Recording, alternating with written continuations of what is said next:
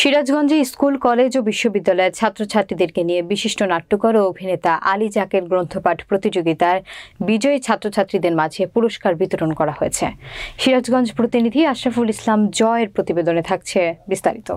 বৃহস্পতিবার সকালে বীর মুক্তিযোদ্ধা আ.ফ.ম. মাহবুবুল হক পাঠাগারের আয়োজনে আলী জাকের গ্রন্থপাঠ প্রতিযোগিতার ১৬ জন প্রতিযোগীর হাতে সনদ ও পুরস্কার তুলে দেন পাঠাগার প্রতিষ্ঠাতা বীর মুক্তিযোদ্ধা আ.ফ.ম.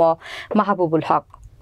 এ সময় উপস্থিত ছিলেন পাঠাগারের সভাপতি সাংবাদিক ইসমাইল হোসেন, সম্মিলিত সাংস্কৃতিক জোটের সাবেক সাধারণ সম্পাদক সাংবাদিক দিলীপ গৌড় সহ পাঠাগারে স্কুল, কলেজ ও বিশ্ববিদ্যালয় ছাত্রছাত্রী এবং অভিভাবকগণ।